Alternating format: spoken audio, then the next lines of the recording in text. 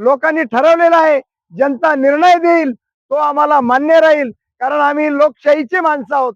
Doctor Babasaheb आंबेडकरांचे आम्ही अनुयायी आहे आणि डॉक्टर बाबासाहेब आंबेडकरांनी जे संविधान दिलेलं आहे त्या संविधानाचा आम्ही तंतोतंत वापर करू आणि कुठेही आम्ही गालबोट लागू देणार नाही आणि सर्वसाधारण माणसाला आम्ही न्यायच देऊ आणि त्या न्याय हक्कासाठी आम्ही निवडणूक लढवतोय. का जनतेला माहित आहे, मतदारांना माहित आहे का शरदचंद्र पवार साहेबांनी ते मुख्यमंत्री असताना का पुरी चारा तगाई तुमची बर्डिंग नाला बर्डिंग हे सगळे कर्ज कुठलाही आठ तट न घालता पूर्णपणे सातबारा त्यांनी कोरा केलेला आहे. आजची जी सरकार आहेत हे अनेक त्यांनी त्रुट्या त्याच्यात काढतात, अनेक काहीतरी त्याच्या मागे ससे मिरा लावतात. याचही असलं पाहिजे, त्याचं ते तसं असलं पाहिजे.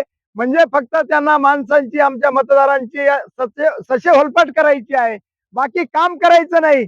लोकांना जसं आपण एखाद्या काय करतो, एखादा शेतकरी शेतमजूर 4-5 कोंबड्या पाळतो आणि त्यांना दाणी टाकतो आणि मग त्यांना एक एक तंगड धरून त्यांना कापतो, तसा यांचा या सरकारचा धोरण आहे का शेतकऱ्यांना गरीब करायचं, शेतकऱ्यांचं पार खिचपून त्यांना म्हणजे जेरीस आणायचं, शेतकऱ्याचं कंबरडं मोडायचं, हा त्यांचा एकमेव उद्देश आहे. म्हणून मला या ठिकाणी असं सांगायचं का या ठिकाणी सत्ता भोगणारे जे आमदार आहेत या आमदाराचं कार्य काय आहे हे तुम्ही ठरवलं पाहिजे जनतेने. आणि जनतेला एकच विनंती करायची का हे अनेक प्रश्न मांडतात विधानसभेमध्ये, मग त्यांनी आमच्या शेतकऱ्यांचा हा अनुदानाचा जो प्रश्न आहे हा का तिथं तारांकित प्रश्न मांडला नाही, हाही माझा त्यांना सवाल आहे.